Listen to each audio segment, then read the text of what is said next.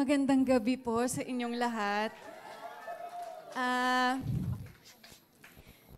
Nung grade 5, muntik na po ako makick out sa dami ng absent. Kaya sabi ko, hindi ako mag-a-absent sa Gawad Pasado. Dahil mga guro ang mga judge. Kaya una sa lahat, syempre maraming salamat po sa Gawad Pasado. Alam ko na grabe ang sakripisyo ng pagiging isang guro at madami po talaga kayong mga makakalagang ginagawa pero patuloy nyo ring pinapahalagahan ng mga pelikula. Kaya maraming salamat po. Thank you.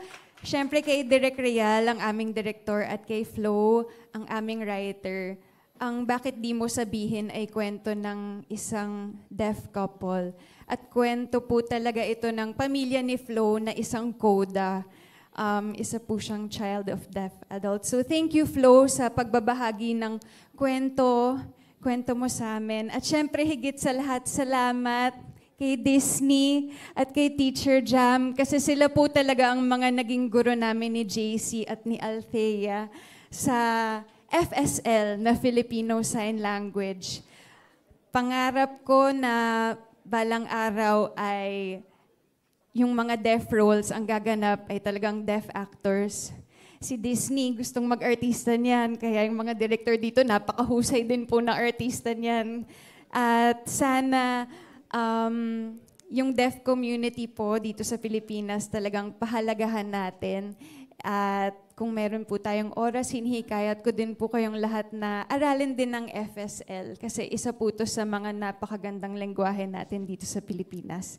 And thank you po kay JC De Vera at Althea na may angking swerte yata kasi kami ni Sir Baron ay nagtagumpay bilang mga magulang niya. Kaya thank you, Althea.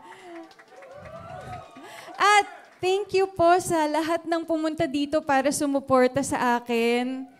Maraming salamat po. Ako na pong nagsasabing wag na nila akong puntahan pero talagang matitibay ho sila. Kaya salamat po sa walang sawang suporta sa lahat ng pagsisipag at pagpunta niyo sa akin.